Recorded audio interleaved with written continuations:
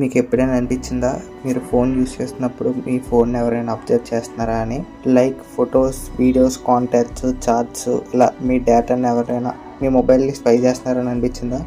So వీడియోలో explain చేస్తాను, ending వరకు చూడండి. స్పైవేర్, ఇప్పుడు నేను చెప్పిందంతా స్పైవేర్లోకి వస్తుంది. అసలు స్పైవేర్ అంటే ఏంటంటే ఇది ఒక టైప్ ఆఫ్ మెలిసియస్ సాఫ్ట్వేర్. ఇది మెలిసియస్ సాఫ్ట్వేర్ అంటే ఒక హార్మ్ఫుల్ సాఫ్ట్వేర్ అనమాట.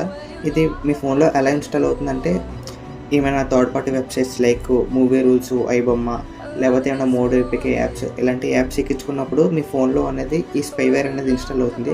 ఇది ఇన్స్టాల్ అవ్వడం వల్ల హ్యాకర్స్ మీ ఫోన్ ఈజీగా స్పై చేయగలరు. లైక్ కాంటాక్ట్స్, మీ బ్యాంక్ డీటెయిల్స్, ఇంకా ఎలా సెన్సిటివ్ డేటాని హ్యాకర్ అనేవాడు మీ ఫోన్ స్పై చేస్తాడు. సో ఈ స్పైవేర్ ఉందా లేదా అని ఎలా తెలుసుకోవాలి బ్రో అని అంటే కామెంట్ సెక్షన్లో స్పైవేర్ అని కామెంట్ చేయండి. నేను నెక్స్ట్ వీడియోలో డీటెయిల్గా మీకు ప్రాక్టికల్గా చూపిస్తాను. కంటెంట్ వస్తే ఫాలో చేసుకోవడం మాత్రం మర్చిపోకండి. మీ ఫ్రెండ్స్కి కూడా షేర్ చేయండి.